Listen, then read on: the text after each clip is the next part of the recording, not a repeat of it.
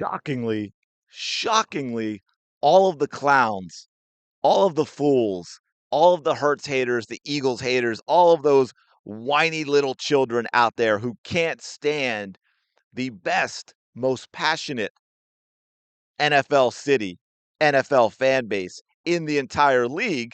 We all know that to be true. They couldn't wait for this A.J. Brown trade to be official so they could start spewing absolute nonsense about what happened. By the way, one thing that I've noticed that's really funny is all these Patriots fans who all think A.J. Brown's so great and wanted him so badly, but at the same time we're saying he's not worth a first round pick. You're never going to get a first round pick. And then we get a first round pick. And now they're all changing their tune and saying, well, we ripped you off because that first round pick's not till 2028. But anyway, I want to talk a little bit about one of the channel's favorite people, Colin the Cowherd, and listen to his conversation or his words about the Eagles and AJ Brown, because you're going to laugh at this. This is some keep in mind AJ Brown's time in Philly and what he was able to produce, and it's what is it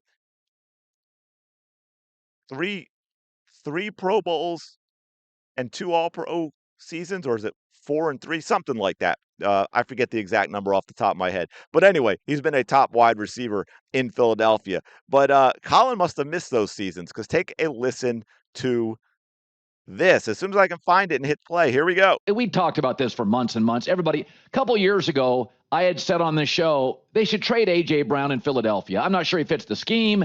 Jalen Hurts can't get the ball to him. He's obviously frustrated. They've got plenty of good players around him. A.J. Brown deserves a great pocket quarterback. Well, he got one yesterday. He got traded to New England in the worst-kept secret in the NFL. And Drake May is by far and away the best pocket quarterback and the best quarterback talent A.J. Brown's ever had. So there's a lot of different angles to this. First of all, Philadelphia is going to be fine. They couldn't get the ball to him anyway. Jalen Hurts is struggled for years to get the ball to him. They have Saquon Barkley. They've got better than average tight ends. They already rebuilt their wide receiving core. Mekhi Lemon's going to be a big productive player for them. Devontae Smith, Wicks out of Green Bay. Philadelphia is going to be fine. The roster's absolutely fantastic. So this is a trade I would have made years ago. I thought it was distracting last year. I also Wow. Okay, this is such delusional garbage. First of all, he's saying he was saying years ago that AJ Brown should have been traded. They can't get him the ball. Again, multiple All Pros, multiple Pro Bowls. 2 seasons. He had over 1,000 yards every season he was here. 2 seasons of just under 1,500 yards, by far the two most productive seasons A.J. Brown has had. He's racked up all the accolades. He's racked up all the statistics. He's been a top 5 receiver in the NFL for the Philadelphia Eagles. Again, 2 seasons back to back of just under 1,500 yards. What was the one was like 1,496? And then the other one was, I think, 1492. It was 1490 something, and then like 1456. And I think he might have missed a game that season. And Colin Cowherd is sitting here talking like AJ Brown had 500 or 600 yard yards seasons and caught 25 balls.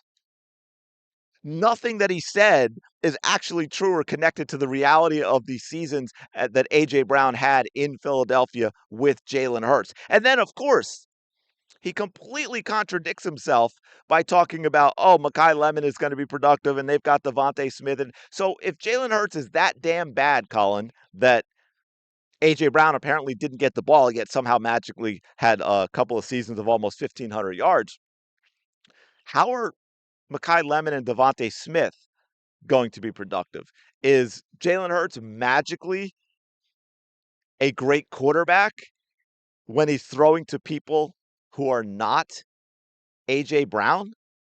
Because that seems a little bit bizarre. It also seems a little bit bizarre to say Drake May is the best pocket passing quarterback that A.J. Brown has ever had, when one, A.J. Brown hasn't played a single down with Drake May, and two, it would not be the first time at any position, but especially quarterback, where a guy has early success and then does not go on to have a great career. There are no guarantees in that respect. Sometimes right? I mean, it's the NFL. We talk about it all the time. It is a game of adjustments. There's more film on Drake May. It will be studied. Defenses will adjust.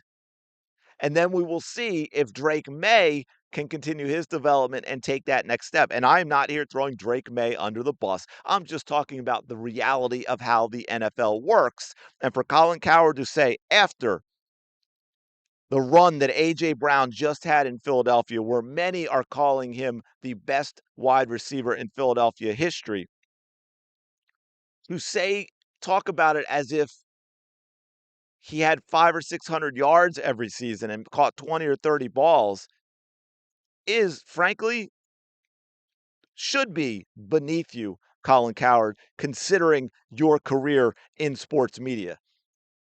You should be better than this. You don't like Jalen Hurts? That's fine. You don't have to like him. But given your position in sports media, for you to constantly smear him, for you to constantly lie about the reality of who Jalen Hurts is, as you're doing here by completely everyone can check the film and the numbers, Colin. This is an easy fact check. This is an easy we've got the receipt stuff. Again, almost 1,500 yards in a couple of seasons, multiple Pro Bowls, multiple All Pros, one of the most productive stretches an Eagles receiver has ever had, and you're acting like the man never got the football. It is ridiculous. It is childish. It is immature. It's frankly, well, I'm going to say it's frankly pathetic, to be fair. That's where we are at this point. So obviously, we're going to get a lot of this stuff going forward. And there will be ones, I'm sure, that work me up enough to say, yeah, I've got to talk about that. I've got to push back a little bit because I do not want to see where this becomes accepted that somehow A.J. Brown and his time in Philadelphia was an absolute disaster because he never got the football. That is a lot. I think man, I didn't prep it for this because I didn't even know I was going to go into this stat. But in his time in Philadelphia, A.J. Brown, I'm pretty sure is top 5 in receiving yards and maybe also top 5 in receptions. I'll have to double check that. I'm sure I'll be able to use it in another video, but if you know off the top of your head, let me know in the comments. So I don't know how you can say someone in the position of the run A.J. Brown had in Philadelphia was not getting the ball, that his quarterback was not able to get him the football. It's absolutely insane. I mean, because basically you're saying everyone in the NFL is terrible because there are very, very few players ahead of A.J. Brown's numbers while he was in Philadelphia, and he did that with Jalen Hurts as his quarterback.